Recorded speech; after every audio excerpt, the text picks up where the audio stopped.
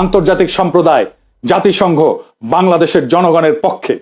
কয়েকজন দুর্বৃত্ত জেনারেলের জন্য পুরো বাহিনীকে বিপদে ফেলবেন না। জেনারেল সাহেবেরা, আপনাদের বুদ্ধি বেশি হতে পারে কিন্তু আক্কেল কম। ভলকার তুর্ক সাহেবের কথাকে কাউন্টার দিতে গেলেন কোন আক্কেলে? কখনো কখনো চুপ থাকতে হয়। আপনারা যে কাউন্টার দিচ্ছেন তার অর্থ হলো ভলকার তুর্ক সাহেব মিথ্যা বলছে। ওয়াকার সাহেব, আপনারা কত সত্য বলেন ওইটা সারা দুনিয়ার মানুষ জানে। উঠতে বসতে হাসিনার মতো মিছা কথা বলেন।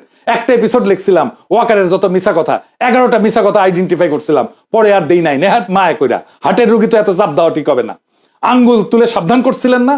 আমরা জনগণের পক্ষ থেকে আঙ্গুল তুলে সাবধান করতেছি। জাতিসংঘের মিশনে যাওয়া আপনি আর আপনার দুর্বৃত্ত জেনারেলদের গোয়ার্তমির জন্য যদি বন্ধ হইয়া যায় আপনার কি অবস্থা হবে চিন্তা করে দেখেন। আমরা বিপ্লব করে আসছি, আঙ্গুল তোলারে আমরা ডরাই না। আমরা 18 কোটি জনতা সিক্কর দিলে উদ্ধত আঙ্গুল কানে দিতে হবে, নয়তো কানপট্টি ফেটে যাবে। কি কয়ে সিক্কর দিমু শুনে রাখেন।